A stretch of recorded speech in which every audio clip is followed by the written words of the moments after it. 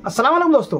हारने वाली पार्टियों का यह कहना है कि मुफ्ती साहब की पावर इतनी ज़्यादा है कि हॉलीवुड का थानोस असम्बली के इलेक्शन में वोट देने के लिए खुद आया था और वोट देकर गया। और इतना ही नहीं, उन्होंने ये भी कहा कि पूरे के पूरे 40,000 बोगस वोट डाली गई है। मैं ये कहना चाहूँगा कि जब किसी इंसान का बुरा वक्त आता है तो वो अच्छा भला इंसान भी मेंढकों की तरह सोचने लगता है। पेड़ की जिस डाली पर हारने वाली पार्टियां बैठी हुई हैं, आज वो उसी को काट रही हैं, यानी उनका गिरना पक्का है। जिन 40,000 वोटों की बदौलत जीत कर आए थे, आज उन्हीं 40,000 वोटों का खुद ही पोल खोल रहे हैं ताकि इलेक्शन में इन 40,000 वोटों को काटा जा सके। और उसके बाद आप खुद सोचिए कि अगर वाकई में एक साफ इलेक्शन हो गया इस मर्तबा कॉरपोरेशन का, तो इन चोर उच्चक्कों, बदमाशों, वोट चोरों का क्या हाल होगा। जाहिर है उनको इतनी वोट भी नहीं मिलेगी कि उनका मुंह छुपा करके घर आना भी हो सके। पिछली बार तो ऐसा हुआ था कि उनको अपनी हार का यकीन नहीं हो रहा था और इस मर्तबा उनको अपनी हार का यकीन है। तभी नदी के उस पार जा करके जलसे जुलूस वगैरह लिए जा रहे हैं, क्योंकि उन्हें पता है कि इस पार तो कोई नया आदमी उनके जलसों में आने वाला नहीं है। उनको इतनी सीधी और साफ बात दिखाई नहीं दे रही है कि पिछले पार्लियामेंट के इलेक्शन में और असम्बली के इलेक्शन में मालेगांव की आवाम ने दिखा दिया है कि मालेगांव की आवाम वोट किसको देगी।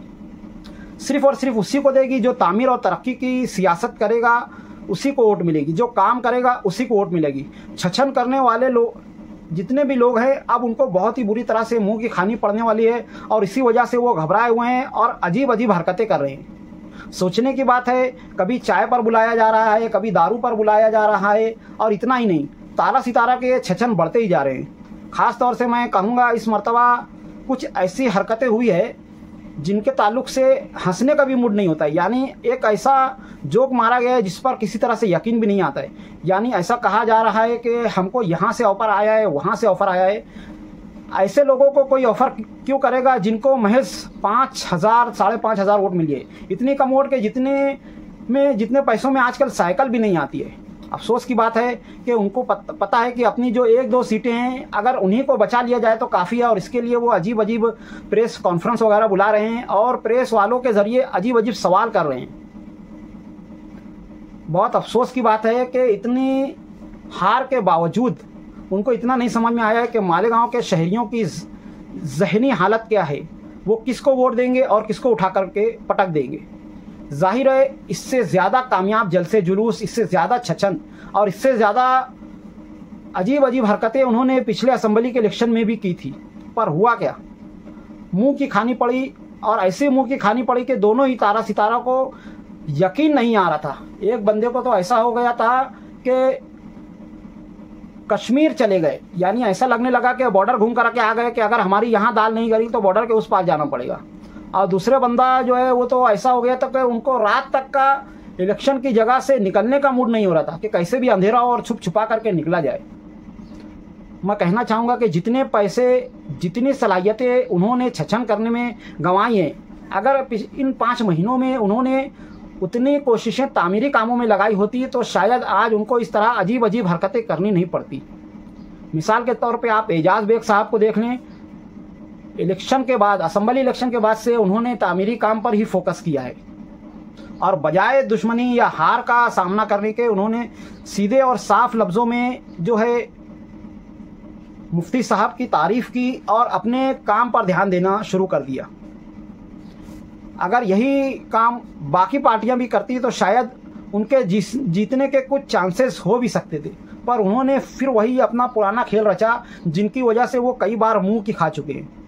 अफसोस की बात है कि उनको इतना नहीं दिख रहा है कि जब बुरा वक्त आता है तो इंसान मेंढक की तरह सोचने लगता है।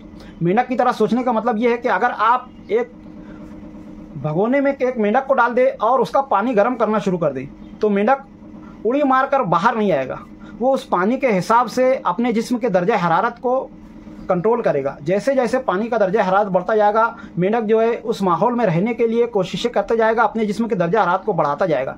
फिर एक वक्त वो आएगा कि पानी उबलने लगेगा, खौलने लगेगा।